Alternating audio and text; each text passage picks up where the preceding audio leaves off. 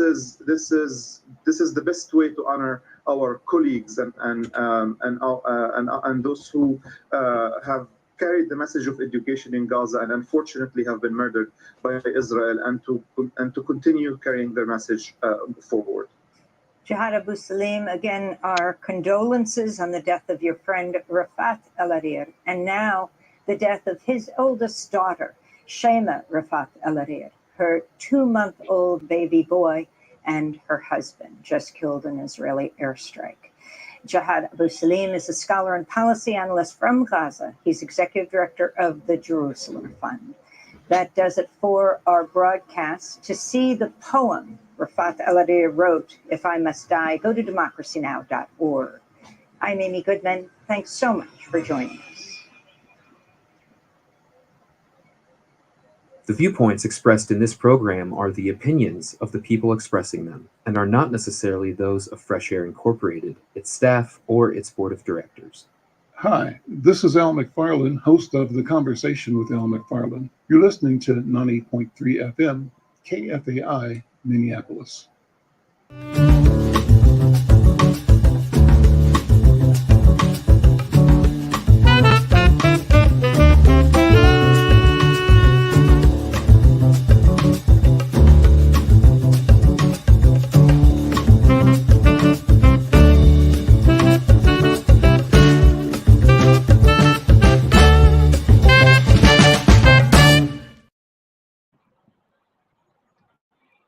Greetings, everyone. My name is Jorge Sena, and I am the Afrodescendientes managing editor. And right now, I am in Salvador, Bahia, Brazil, and I'm hosting in the name of Al that still couldn't be present. So we have we have a few highlights um, of our subjects today.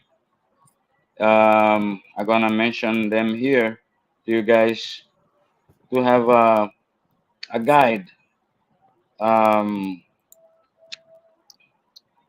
we're gonna talk with the council member LaTrisha Vetaw, that she represents the Ward 4, the fourth ward, which is located in the northernmost part of the city.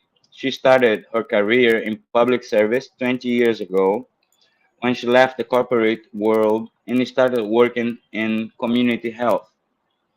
LaTrisha served of health policy and advocacy at North Point Health and Wellness from 2006 to 2021. In this role, she brought together coalitions of hundreds of community members and young people to push for public health policy change at the state and local level. In 2017, led to a at-large seat on the Minneapolis Park and Recreation Board, where she served as the vice president and chair of Intergovernmental and Legislative Committee. In 2021, LaTrisha was the first Black woman to be elected to serve as the city council member for the fourth ward. In her first term in office as the chair of Public Health and Safety Committee, secured millions of dollars in public funding for the North Side and helped repair years of mistrust between city government and residents.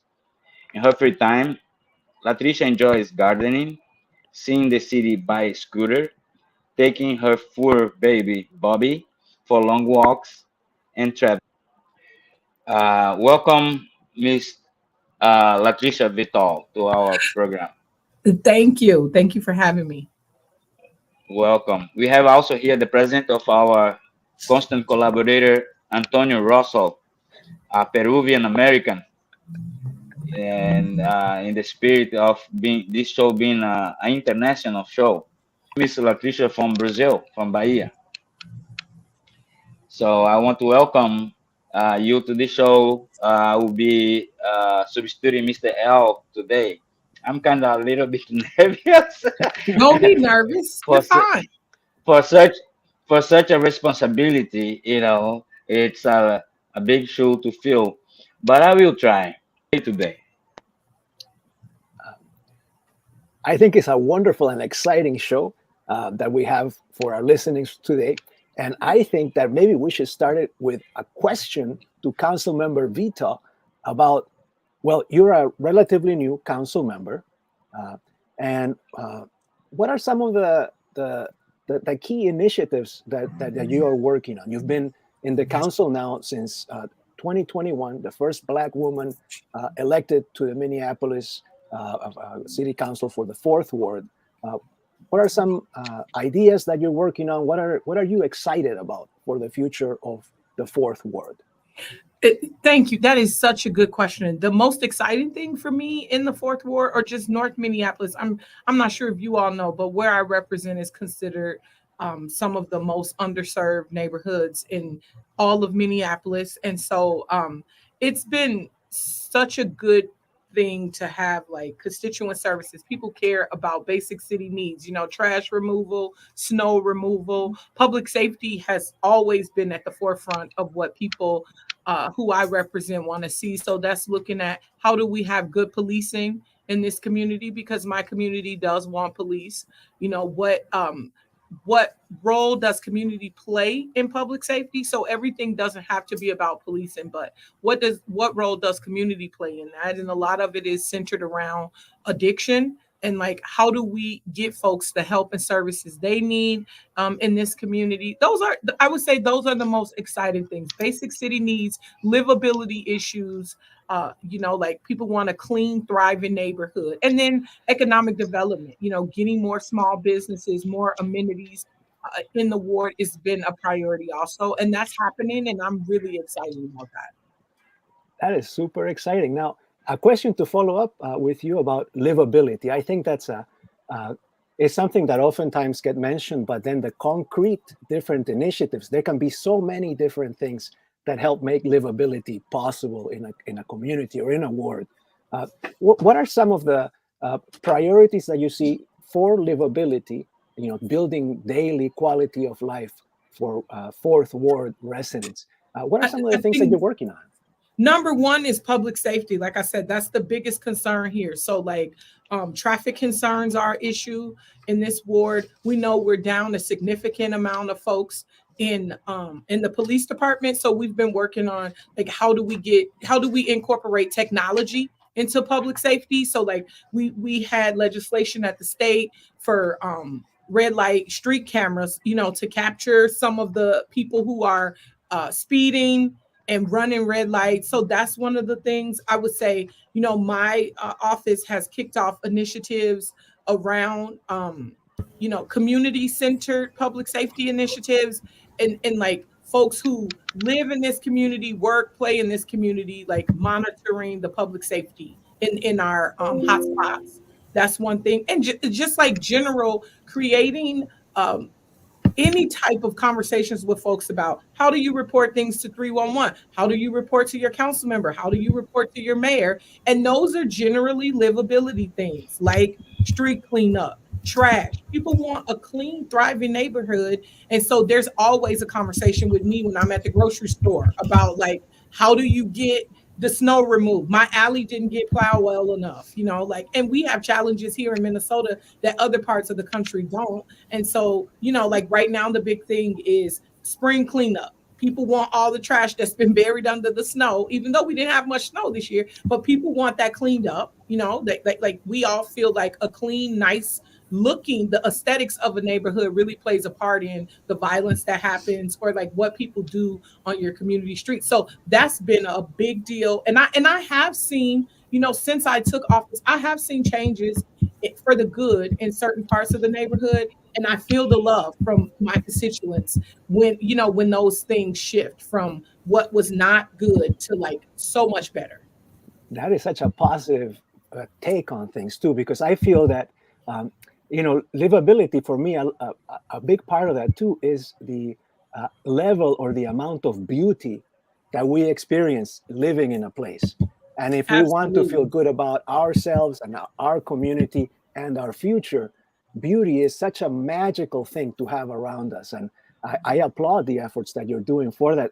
And I think that's super exciting. And I see that our host, Al McFarlane, has joined us. I don't want to talk too much and not let. No. Go right ahead. My equipment failed me, so I apologize. It's wonderful to have a great team of colleagues and friends who are able to make things move.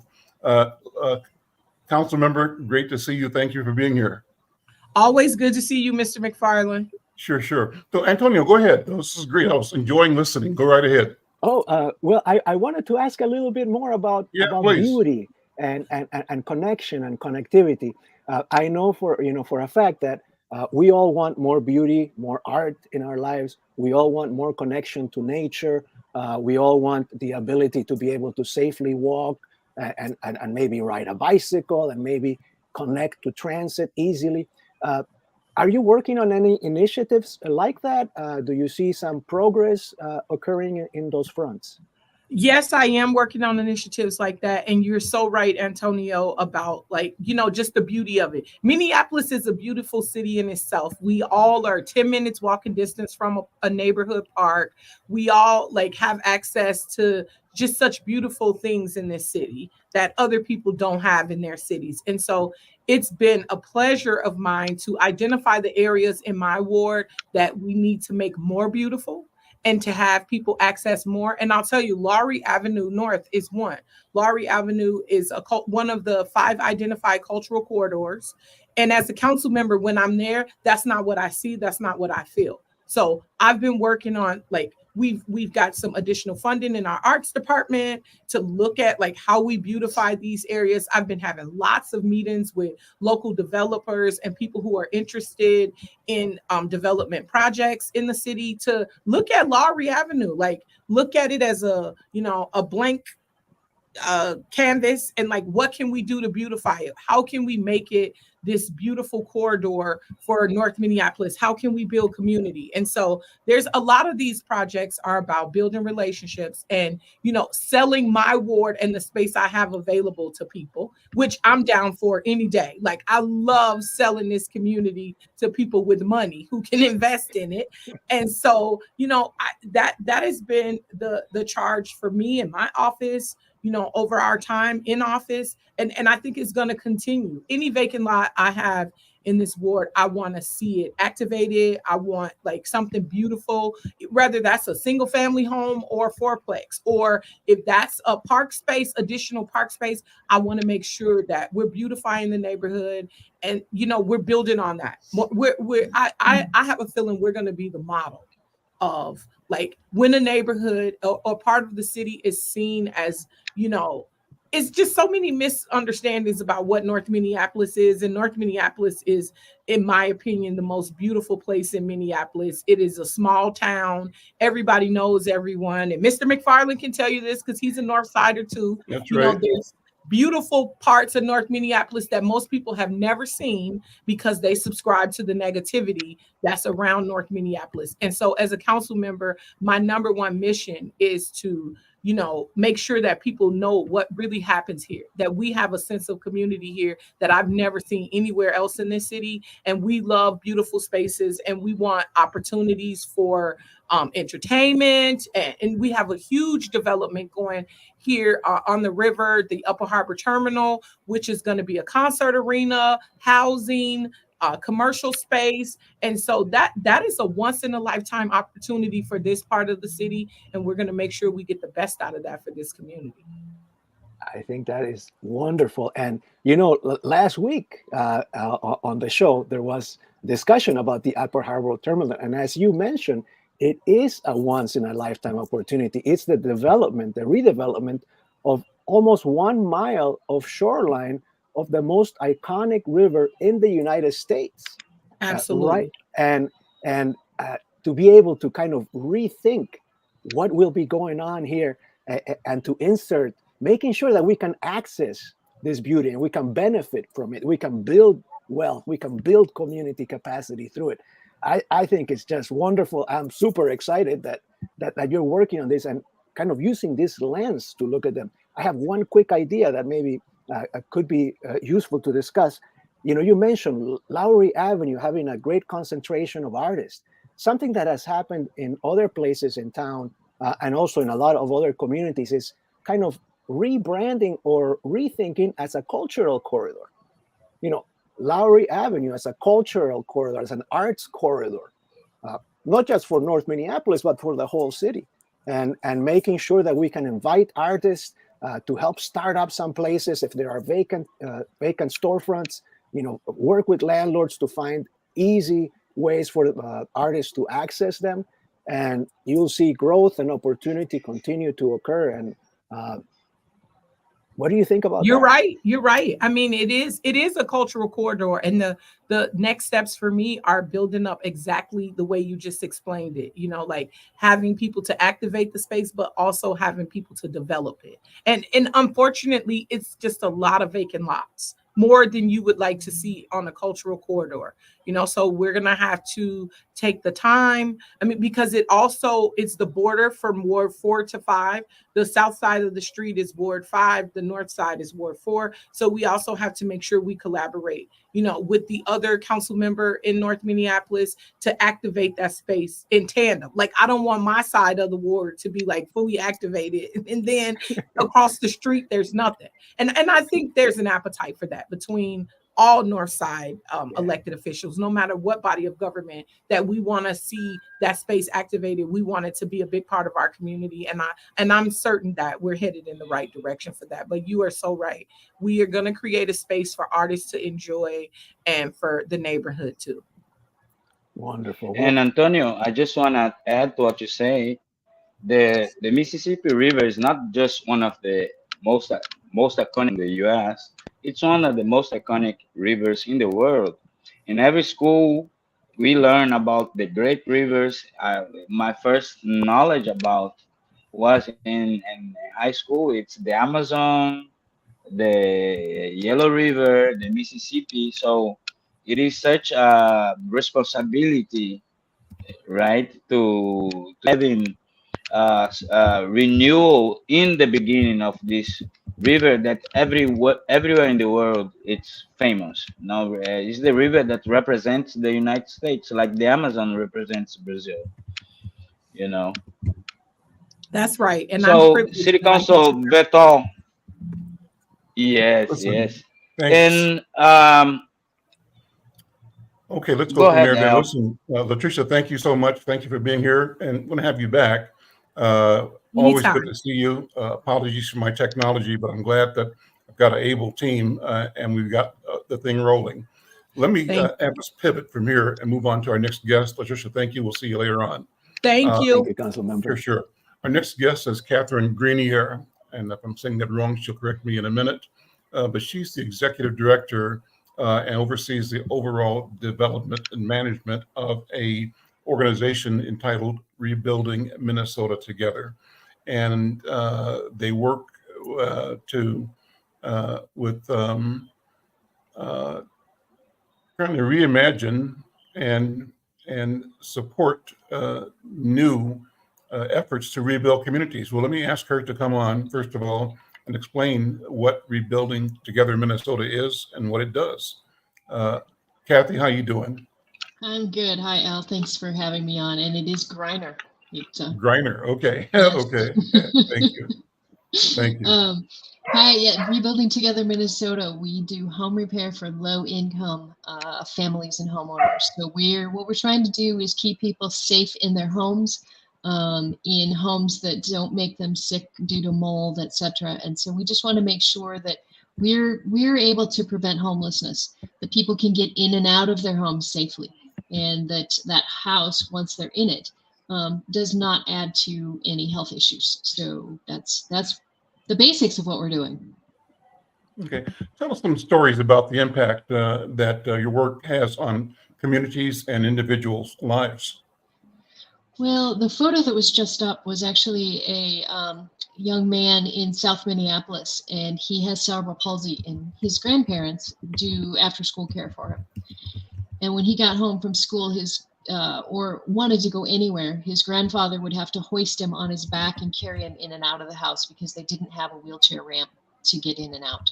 So we brought in a team of volunteers and created a ramp that he can now get in and out of. He has friends over after school. It's really it's opened up life for him. And so that's one of the areas that we just really, like I said, make life so much richer by allowing people to have that independence back in their lives. That's awesome. Another story? Another story, gosh. I've been doing this for about 24 years now, and they seem to run together. We were talking about another ramp that we did the other day, and I remember a homeowner explaining to me that she had to position her walker underneath her kitchen stairs, and then she would scoot up her back steps on her behind so she could get into the house safely. Then she would come around and reach through the kitchen window to pull the walker inside. And so we make do. A lot of people, especially here in the Midwest, we get really good at making do with what we have and not asking for a lot of help. And so that's where the work that we do comes into place. We want to make sure people are safe. So, installing a wheelchair ramp for someone so they don't have to haul that walker inside a window is what we're doing. How do you pay for this work? Where does your money come from?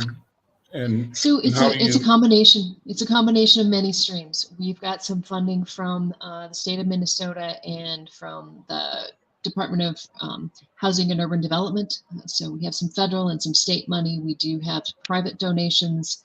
We raise some of that funding through special events. So it's really coming from all over.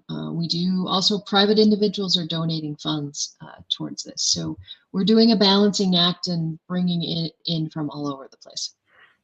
Go ahead, Antonio. Kathy, a quick question. It sounds like you're doing fantastic work. I was a little bit curious. You mentioned, the example of the wheelchair access, for example, as something that really makes a huge difference in a family's life. You also mentioned during your introduction issues related to mold, for example, and houses making people who are living there ill in a way, right? Having that exposure. What are if you were to rank, which are the issues that you are seeing the most and that you're working the most on right now? Probably one of the primary requests that we're getting, two are ranking right up there. One is roofing. We actually, a few years ago, through a grant from Minnesota Housing, were able to start a statewide roofing program. So folks around the state who are low income can request a roof through us, and we'll work with local contractors to put that on. Basically, that's one of the most important structures in your home. If your roof is leaking, you've got all kinds of other problems underneath that home that can lead to mold and health problems.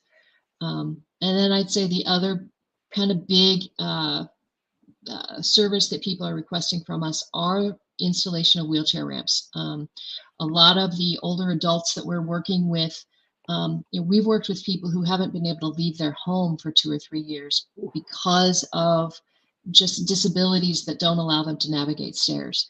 So, we've got 3 dedicated teams of volunteers that work this year they started working in March. And so they go out each team goes out once a month and builds a wheelchair ramp around the Twin Cities. And that's their social avenue to get together. And this is a ramp that a team built in about a 2-day period. And then they'll go out the following month and do another one. So that sounds great.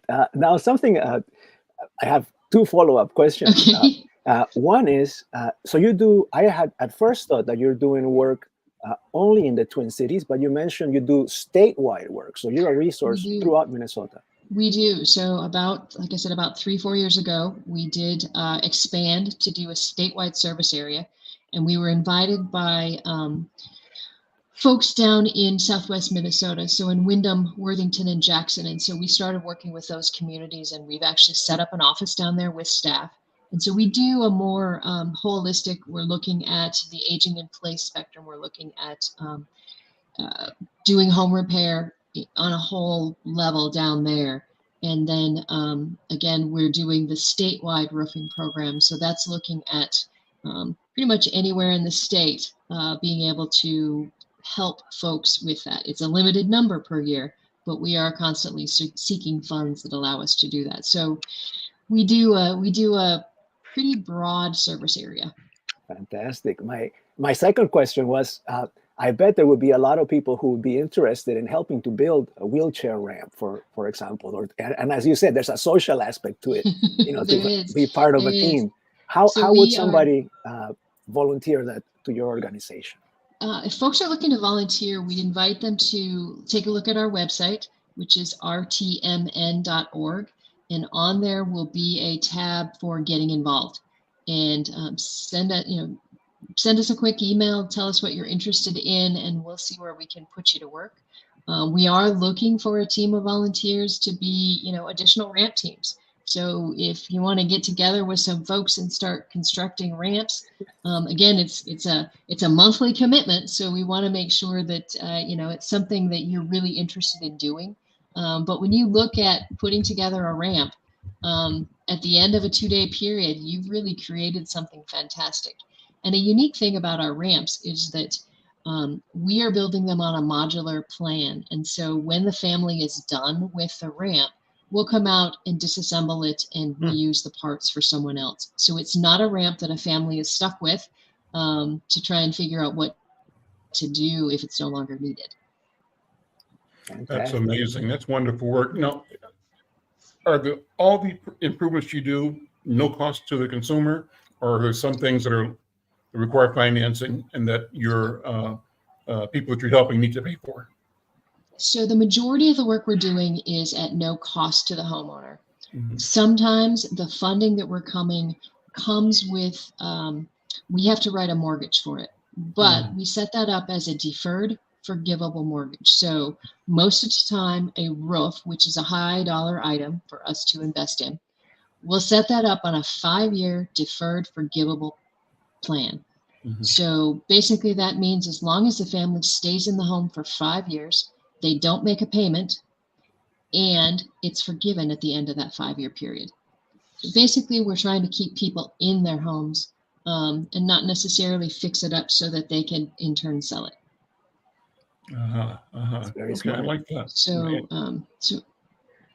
yes, Awesome. we have a few criteria as far as service eligibility. And most of the time we're looking at clients who are at 50% of the area median income for the county that they're living in. There are extenuating circumstances. We will go as high as 80%. And for some of our aging in place programs where we go in and we'll install grab bars and fall prevention measures, we do have a sliding fee scale. So if an older adult needs something and they maybe make more than our eligibility requirements, there's a sliding fee scale so that they can kick in for part of those materials. But we're really looking at working with the families, and again, making sure that they can live in a safe home that they've called home for many, many years, and just stay there and continue living their lives. How can people support you, and how can companies support you? I know you need money. Let's make the ask right now. It's definitely, it is that funding. It's that that unrestricted funding that allows me to have staff that works with all of these homeowners and hires the contractors, oversees the volunteers. It's one thing we don't want to do is turn a bunch of volunteers loose on someone's home without supervising them. So we want to make sure that everything is done safely. We are a licensed contractor in the state of Minnesota, so we are adhering to all of the safety guidelines and the codes and all of that stuff to get this work done. So definitely, thank you for the plug, Al. Yes, definitely. Money is always good, and we will definitely put it to good use. We'll give people the contact information so you can know how to call you or email you. Again, it's please give us a call if you're interested. It would be 651-776-4273, or inviting anyone to look us up on the internet, and that would be www.rtmn.org.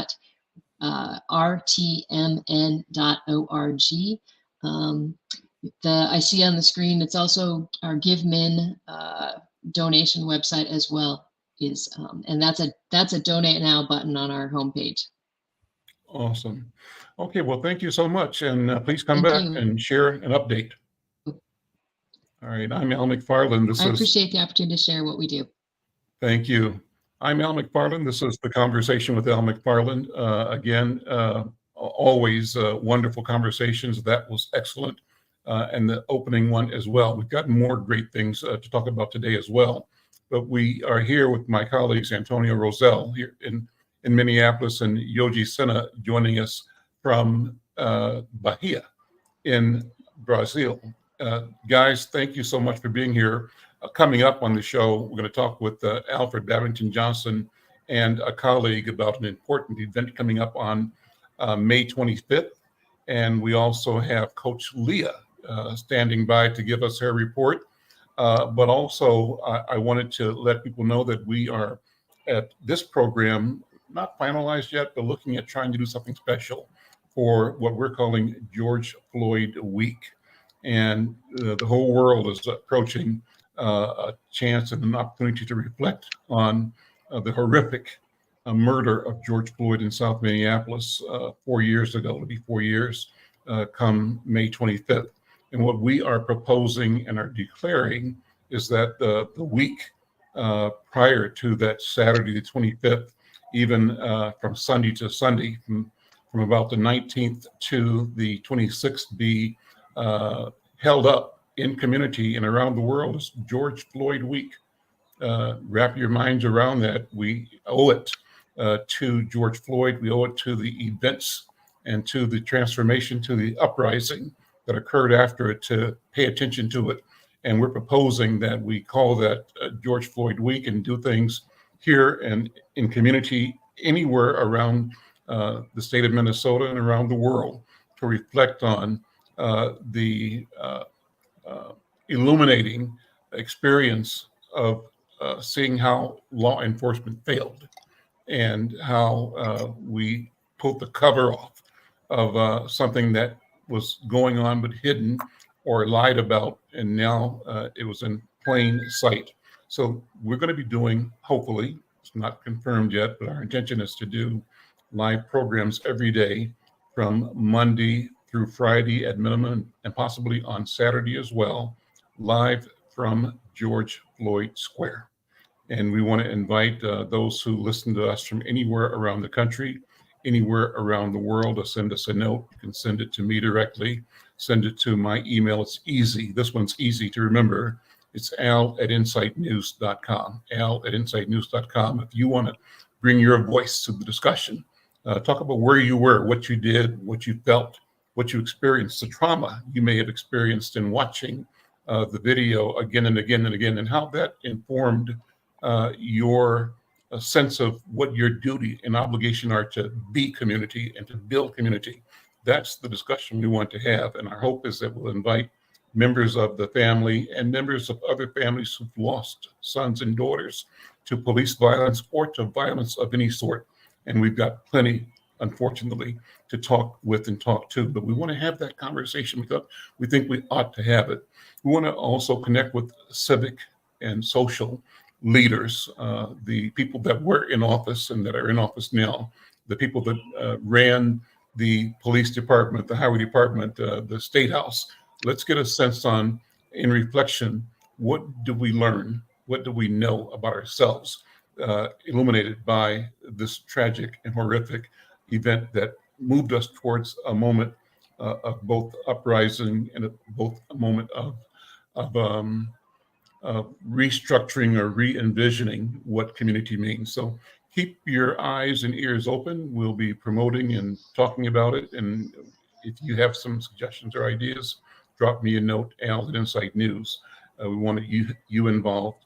Our goal is to talk to people around the country and around the world. Yogi, talk to people not only in Brazil and perhaps people in continental Africa, people in Europe who were moved by and whose lives, in a sense, were reset, redirected by what they witnessed. And I think that's a real thing.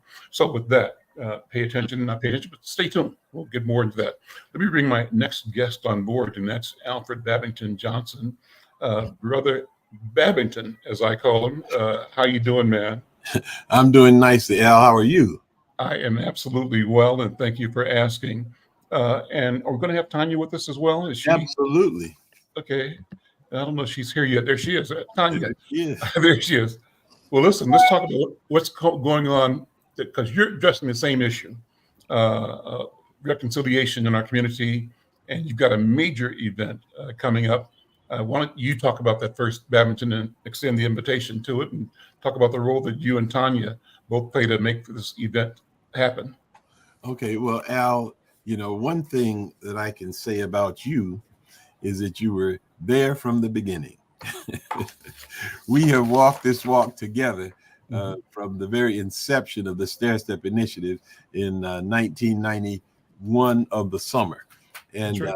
And you know that our passion and our clear sense of commitment is to the fact that community itself is a power that can elevate. And we think that African American people desperately need to reignite the spirit of community, that we might be able to deal with the disparities and the disparagements that come in our way.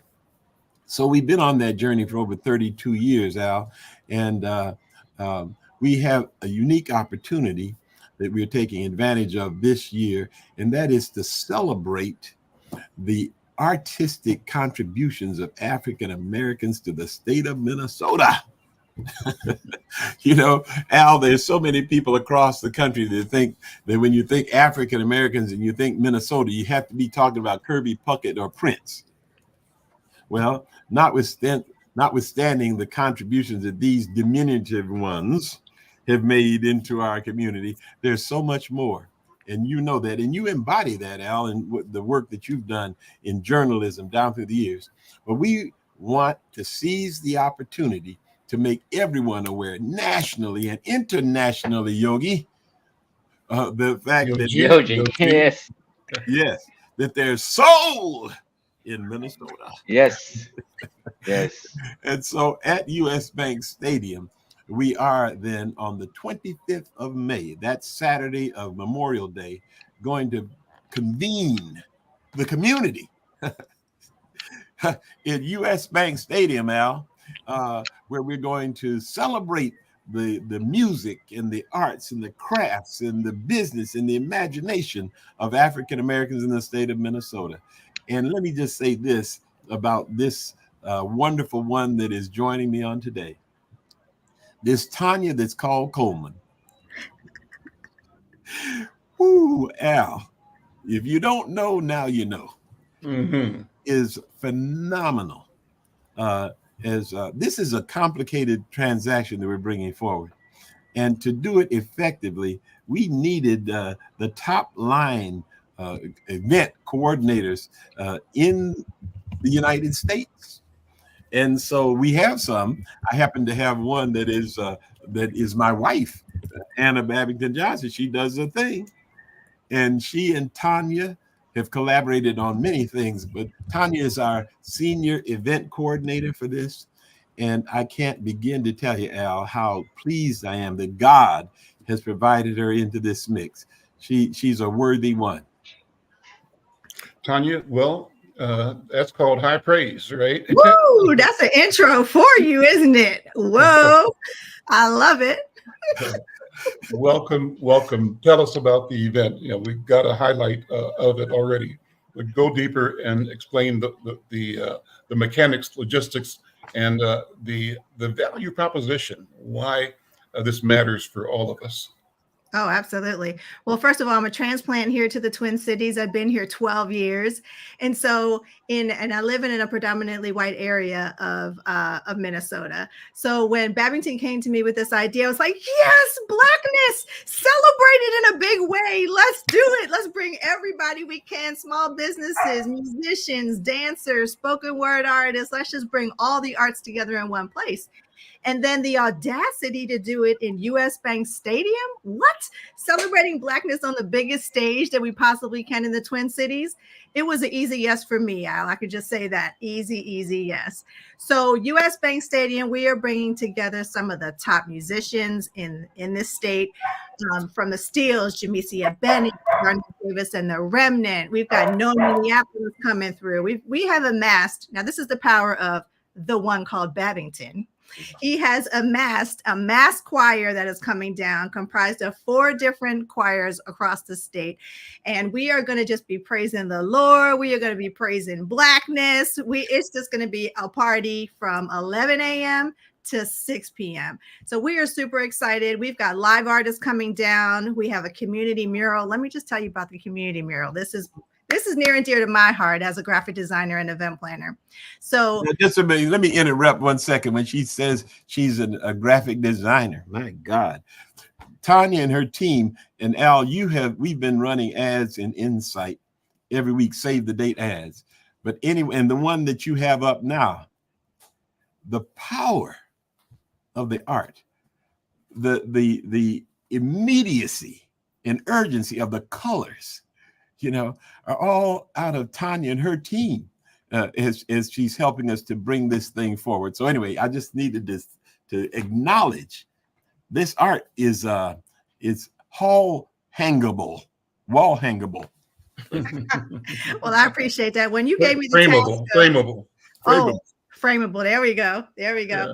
When you gave me the task of trying to come together a design element that would embody Blackness, vibrancy, color, stop you in your tracks, you're flipping through your Insight News and boom, that ad hits you. You're scrolling through your feed and boom, our ads hit you. So that was what the assignment was, and I'm pretty sure we delivered on that. So thank you for entrusting us with your branding. So let me tell you about the community mural. So we have the infamous Sean Garrison coming down to the US Bank Stadium for Minnesota Soul, and he is going to be creating a 24-foot, actually it's going to be 36-foot community mural where he is going to embody our tagline, which is Babington. Our village, our song. Our village, our song.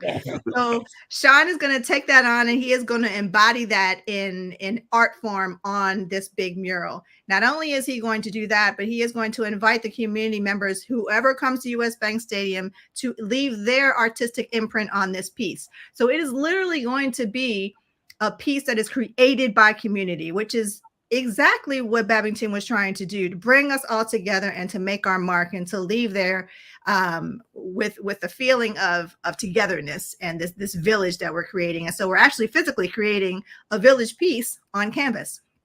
So we're really excited about that. He will be down there doing live art. Noval Noir will be down there doing live art. We've got Flan Manley coming down to do live art. We do have a dance stage. We're going to be featuring Les Jolie Petites, Hollywood Studio of Dance, and others. So we are super excited about the energy. And that's what Babington keeps saying. Tanya, create the energy, create the energy. I'm like, well, we're going to create some energy on May 25th down at US Bank Stadium. So we are super, super excited to bring this forth. And we're hoping that this will be an annual thing because Blackness cannot be contained to 1 year, nor 1 month, I might add. So we hope that this is going to be a yearly event and we're really excited. Tanya, Babington, thank you both for being here. And Babington, you're going to bring me some more people in the next weeks who are involved. So we'll keep this conversation going. We think it's critical, I think it's important, and we think it's worthy of lifting up and celebrating the celebration that we're going to do. So we're good. Thank you, Al, for continuing to be a major griot in our space. Do you need support? How can people support you? The support that we're really looking for at this point, because I don't know if I mentioned this to you before, Al, but God is good. Mm-hmm. I don't know if you've heard that. I've heard it. Haven't heard. Oh my God, look out now. Let's not turn this into something else. But God is a way maker. Mm-hmm. And he's allowed us this opportunity to do this in a unique way this year. It's free to the public. It's open. You can come and be involved. And we're hoping that what people offer as support going forward is a new sense of inspiration, a new sense of aspiration, a liftedness as we walk through this community and make it a better place. Awesome. Babington, thank you, my friend. And we'll have you back again next week and keep telling the story. Okay. I'm Al McFarlane. This is the Conversation with Al McFarlane.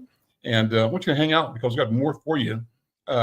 Coming up in a couple of seconds, Coach Leah, I think she's here. And we have been blessed by connecting with her to do a sports update.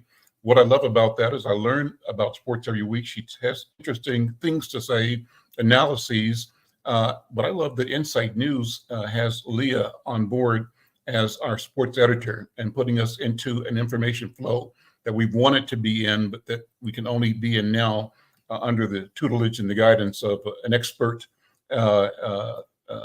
authority on sports by virtue of her own activity in sports, but also her leadership as a mentor and a coach. Coach Leah, good afternoon. Welcome. Good to see you again, my friend. Hi. Hello, everybody, and happy Tuesday. What's going on with you? What's on your talking list today? Well, let's see. Let's start with the NBA. So our Minnesota Timberwolves were able to sweep the Phoenix Suns despite the valiant efforts of Devin Booker and Kevin Durant. And so they are off the rest of the week. They get to relax, do a little bit of resting of their bones and so on and so forth. And that's a good look. This is the first time that the Minnesota Timberwolves have ever swept anybody in the series, the postseason playoffs. And so, and did it in Phoenix, had a chance to not even worry about having to come back home and feel the energy of the home crowd, as Leah Bielsa was telling us about last week.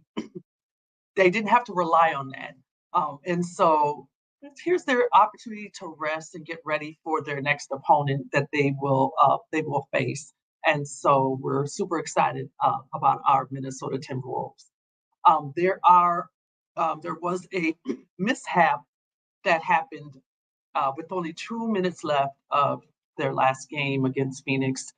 And it was unfortunate, but their head coach, Coach Fitch, was injured, has a pretty severe knee injury, actually. But I'm going to get back to that when I talk a little bit more about the local community and things that I want to talk about locally, because I will talk about local sports interests today and a little bit about some global as well.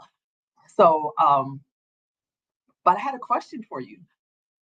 I know that you were saying, Al, that you were very interested in watching basketball and did see the game, the NCAA finals game with, or the tournament, the Final Four tournament, and you really enjoyed that. So have you been as interested in watching our Timberwolves right now? I am. It's a new interest. Just haven't been a great, I haven't been tuned in to professional sports for a long time. But watching the women's sports will also make me pay more attention to the men's tournament as well. So there's a connection there that the buzz about the elevation of women's sports has created for me. So the answer is yes.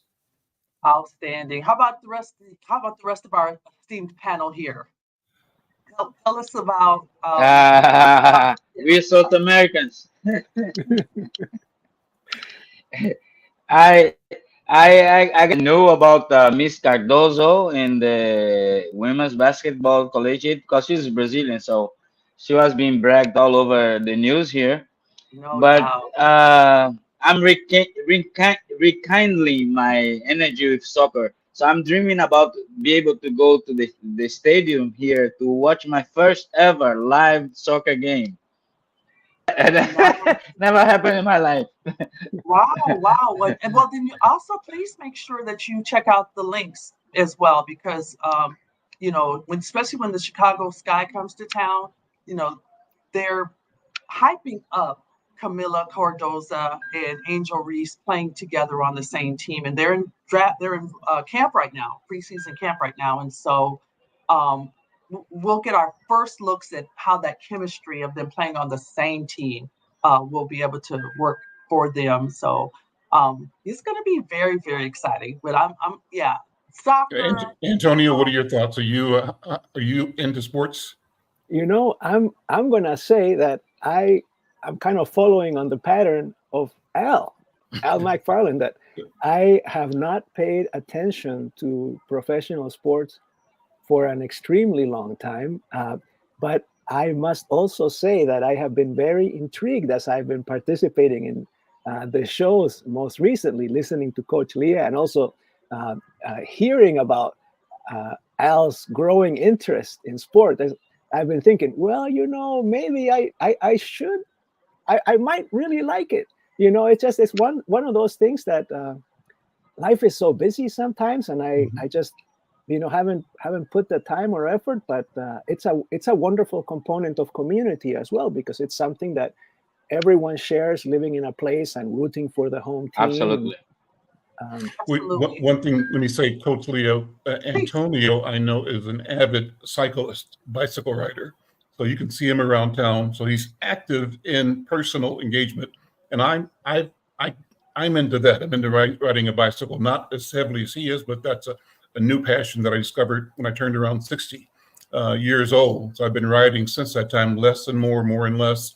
But then I also loved a personal sport of martial art. And my preference had been my study of one of the martial arts forms. Well, I say that to introduce and to bring Yoji in, because he's a martial arts master in capoeira. And so there are other ways for people to get involved. And the question is, what's the connection between personal engagement and fulfillment, but also understanding how teams work together as well? Yoji, how does your personal being involved in capoeira affect your ability to either engage, support, or appreciate other organized sports activity? Great question. Well, even though that capoeira interact with another individual, apparently only another individual, and it is a community sport, right? It involves the people who are surrounding, and I believe it is the only sport that involves music.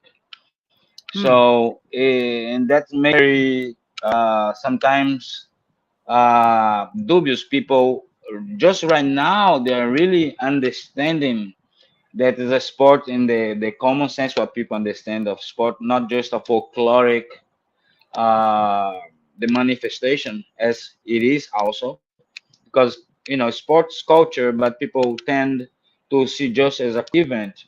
And here in Brazil now, I would say the fad in capoeira became the competitions, sportive competitions in the mode of UFC.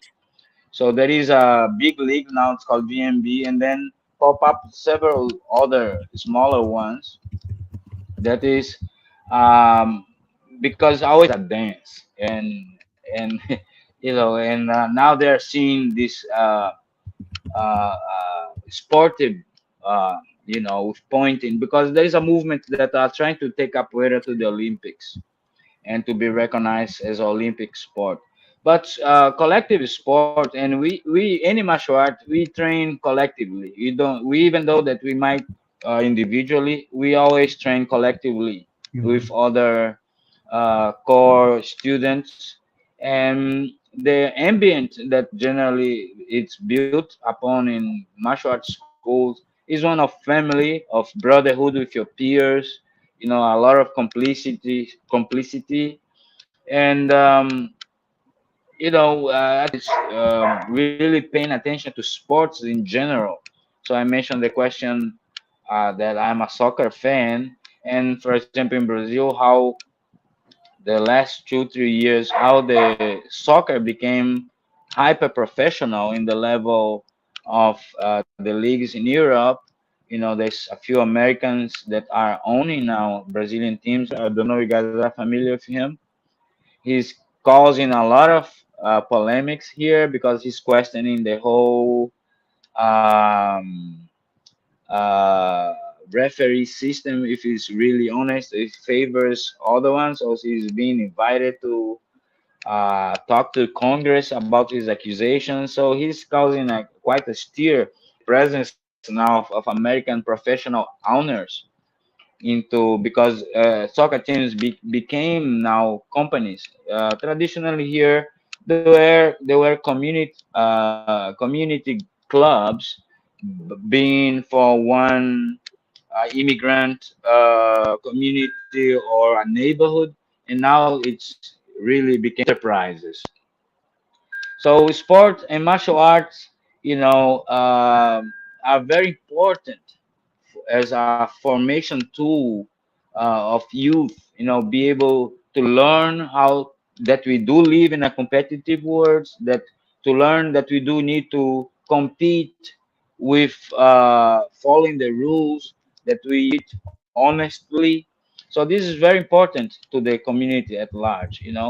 And the power that those arena sport have to really rally a lot of people for those minutes or where that game is going is remarkable.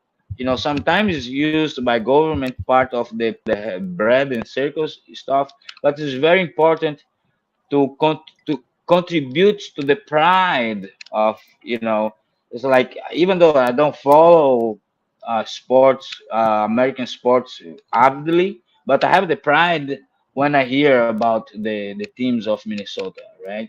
It elevates the self-esteem for who roots for those teams. So it's very important.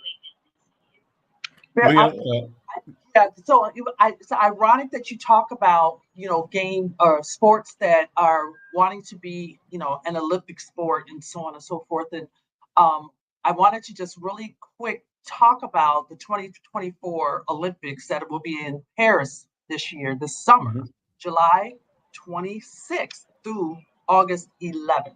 And so, we want to encourage everybody to really pay attention to the Olympics, because historically, what happens in the world as far as relations, global relations, has everything to do with the Olympic sports. And so we'll be able to see just a lot of things outside of the games talked about, because there's just so many other things going on in the world, especially the campus riots. But I know you guys will talk about that in more detail another time. But I also wanted And to. this year, for the first time, breakdance competition in the Olympics. No doubt. So No doubt. it's remarkable. No doubt. So Our let me. culture becoming global. Absolutely, absolutely. So let me just kind of close out my sports segment today by just thanking you guys for adding some colorfulness with your views on where you guys are with sports. And I want to continue to come in on Tuesdays and share some stats and some facts and some current events that are going on. But I would be remiss if I didn't talk about the Minnesota Vikings. And they just finished a successful, what I consider a very successful draft. They had a 2 first-round picks, and they, with their number 10 pick, selected J.J. McCarthy, who is a quarterback from Michigan. So that's a very interesting pick, very great pick. And then number in their trade from Jacksonville, they were able to select Dallas Turner from Alabama. And so that, again, a really, really great pick. In the 4th round, with the 108th pick, they were able to get Kyrie Jackson, who is from Oregon, a cornerback. And then the 6th round, they had 2 picks, Xavier Rouse and from Oklahoma, and then also Will Richard from Alabama.